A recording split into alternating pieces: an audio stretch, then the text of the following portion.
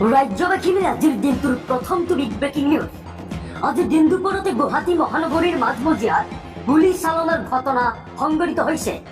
এবাৰ দুৰ্বৃত্তই গুলী চলাই লুটি নিছে নগদ ধন আৰু মোবাইল ফোন। বৰ্তমান মুহূৰ্তত এক চাঞ্চল্যই বিৰাজ কৰা পৰিলক্ষিত হৈছে। গুৱাহাটীত এক প্ৰকাৰ সন্ত্ৰাস জৰ্জৰিত পৰিৱেশৰ সৃষ্টি হোৱা পৰিলক্ষিত হৈছে। আৰু জনাই আছো সবিশেষ খবৰ এই মুহূৰ্তত। এটা আশ্চৰ্যজনক খবৰ আজিৰ দিনটোৰ। দিন দুপৰতে মহানগৰীত গুলী চালনাৰ ঘটনা। এবাৰ পিস্তল দেখুৱাই লুটি নিলে নগদ ধন আৰু মোবাইল ফোন। মহানগৰীৰ এটি ৰোডৰ বিশ্বৰত্ন হোটেলৰ সমীপতে দুৰ্বৃত্তৰ গুলী চালনা। এবাৰ ই ৰিক্সা চালকক পিস্তল দেখুৱাই লুটিলে নগদ ধন। এই ৰিক্সাখন কাঢ়ি নিবলৈ মাজ ৰাস্তাতে গুলী চালনা দুৰ্বৃত্ত। আৰু এই ঘটনা সন্দৰ্ভত পাণবজাৰ থানাত ভুক্তভোগীৰ এজাহাৰ দাখিল। দিন দুপৰতে মহানগৰীত গুলী চালনাৰ ঘটনা পোহৰলৈ আহিছে। পুনৰবাৰ জনাই আছো, এবাৰ পিস্তল দেখুৱাই লুটি নিলে নগদ ধন আৰু মোবাইল ফোন। পৰৱৰ্তী খবৰ। এবাৰ মিয়াক লৈ বৃহৎ মন্তব্য কৰিছে বিধায়ক শ্বেৰমান আলী আহমেদে। শ্বেৰমান আলী আহমেদৰ তৰফৰ পৰা কোৱা হৈছে যে মিয়াসকলৰ শ্ৰমৰ মূল্য আছে। মিয়াসকলে চিকিৎসক, অভিযন্তা, ডক্তৰ এইসমূহ হোৱাৰ প্ৰতিযোগিতাত নামক।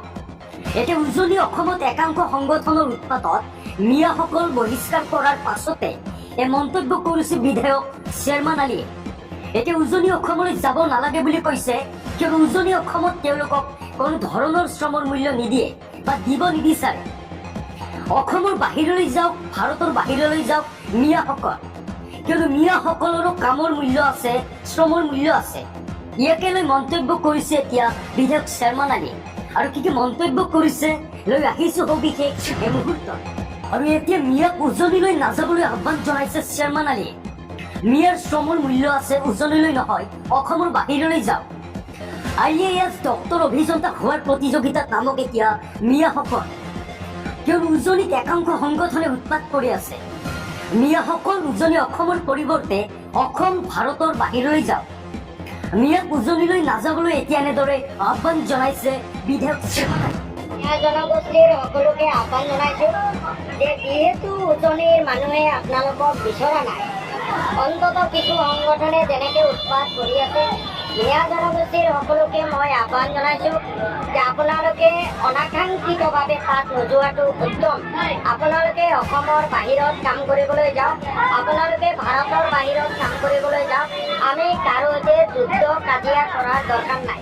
শ্ৰমৰ মূল্য আছে, সকলোতে পাব। উজনিৰ ভাইসকলে তেওঁলোকে নিজে চব্জি বেপাৰ, লেবাৰ আদি কৰিব খুজিছে, আমি তেওঁলোকক শুভেচ্ছা জনোৱা উচিত।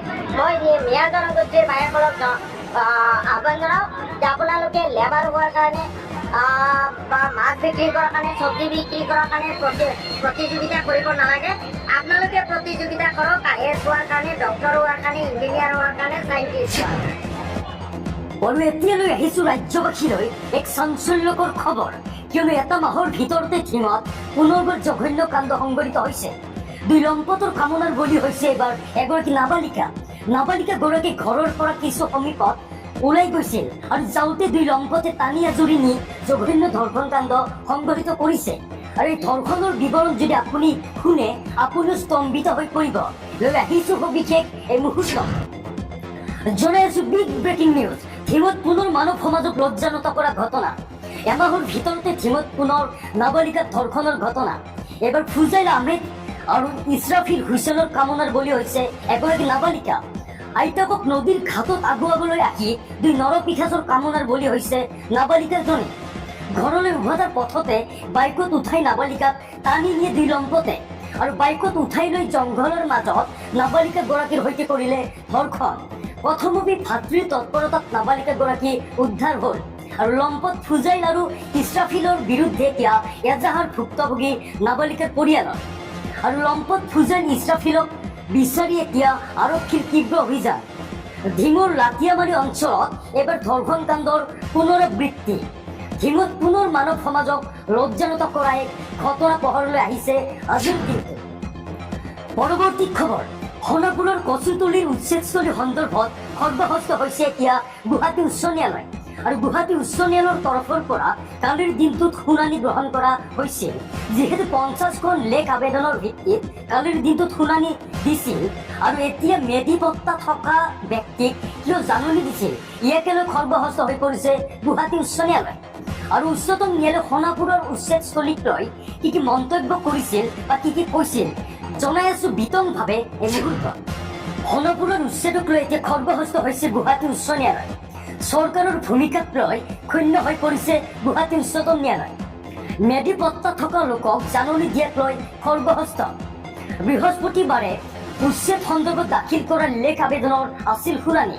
50 গৰাকীতকৈ অধিক লোকে দাখিল কৰিছিল লেখ আবেদন আৰু প্ৰশাসনে ব্যক্তিগতভাৱে প্ৰেৰণ নকৰি ৰাজহুৱা স্থানত আনিছিল উচ্ছেদৰ জাননী। আজিৰ শুনানিত উপস্থিত থাকিব চৰকাৰৰ মহাধিবক্তা। আজি স্পষ্ট হ'ব উচ্ছেদৰ পৰৱৰ্তী প্ৰক্ৰিয়া।